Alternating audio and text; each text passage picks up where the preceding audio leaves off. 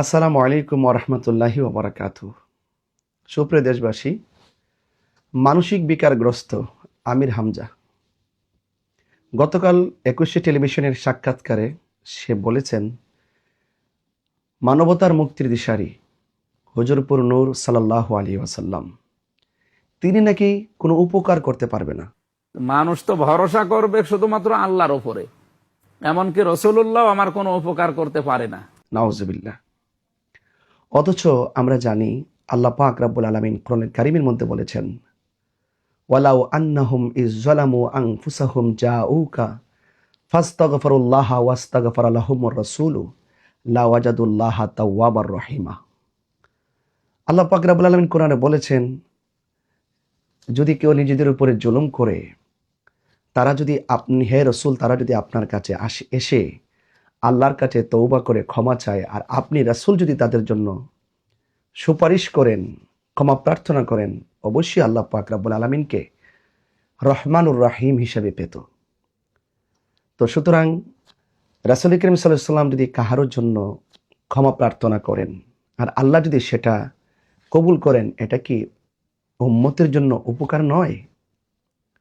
আমরা সবাই জানি হাসরের মাঠে রাসূলের সমস্ত উম্মতগণ নাফসি নাফসি বলে কাঁদবে। একমাত্র আমার নবীজি হাসরের মাঠে আকিমিস সালাত লিদুলুকি শামসি ইলা গাসাকিল লাইলি ওয়া কুরআনুল ফাজর ইন্না কুরআনাল ফাজরি কানা মাশহুদা ওয়া মিনাল লাইলি ফাতাহাজ্জাদ বিহি নাফিলাতান লাক আসা আইয়াবআসাকা রাব্বুকা মাকামাম মাহমুদা। ওই মাকামে মাহমুদের গোড়ায় একমাত্র আমার নবীজি উম্মতের জন্য ইয়া উম্মতি বলে কাঁদবেন। রাসূল যদি উম্মতের জন্য কাঁদতে থাকেন, এটা কি উম্মতের প্রতি রাসূল পাক সাল্লাল্লাহু আলাইহি ওয়াসাল্লামের ইহসান নয়?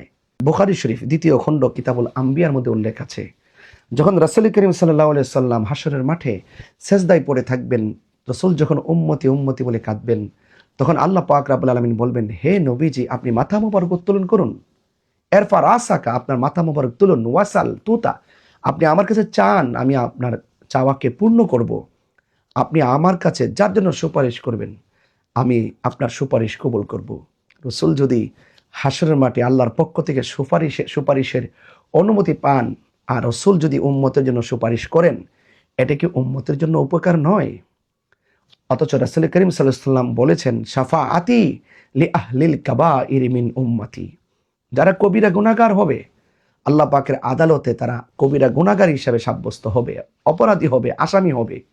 কিন্তু রাসূল বলছেন, যারা কবিরা গুনাহ করবে আমি রাসূল তাদের জন্য সুপারিশ করব। যারা ইমানদার কবিরা গুনাহের কারণে যারা আল্লাহর কাছে আসামি হয়ে যাবে, আর রাসূল ওই গুনাহগারদের জন্য উম্মতের জন্য সুপারিশ করবেন, আর আল্লাহর পক্ষ থেকে রাসূল সুপারিশ করার জন্য অনুমতি পাবেন। রাসূল যদি উম্মতকে সুপারিশ করে জান্নাতে নিয়ে যান, এটা কি উম্মতের জন্য উপকার নয়? এই মানসিক বিকারগ্রস্ত আমির হামজা একের পর এক রাসূল করিম সাল্লাল্লাহু আলাইহি ওয়াসাল্লামের ব্যাপারে বিষোদ্গার করে যাচ্ছে। সে যে সমস্ত আকাবিরগুলোকে ফলো করে, এরাও এইভাবে রাসূল সাল্লাল্লাহু আলাইহি ওয়াসাল্লামের বিরুদ্ধে অবস্থান করে, আর ওই সমস্ত মৌলবীরাই আমির হামজার সাফায় গায়। কিন্তু আমরা সত্যের পথে আছি। ও যতই মানুষকে বোঝানোর চেষ্টা করুক আমরা বাবার নামে জিকির করি, আসলে আমরা বাবার নামে জিকির করি না, আমরা আল্লাহর নামে জিকির করি। আর ওলি আল্লাহদের আলোচনা করা কি কোনো নাজায়েজ?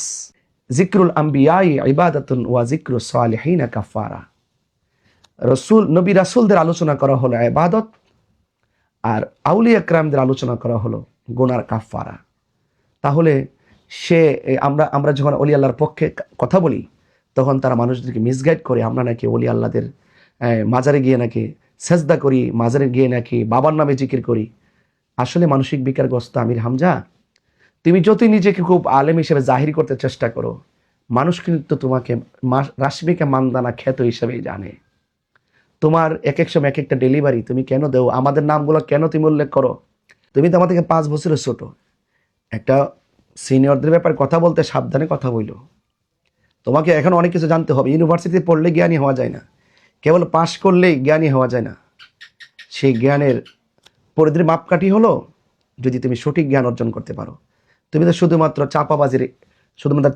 চাপাবাজির লিমিট ক্রস করে ফেলছো। এখনো সময় আছে, ভালো একজন সুন্নি পীরের কাছে যায়া বায়াত রাসূল গ্রহণ কইরা এই বিপদ থেকে সোজা পথে চলে আসো, আর মুনাফিকের রাস্তা ছেড়ে দিয়ে ইমানি চেতনার রাস্তায় চলে আসো।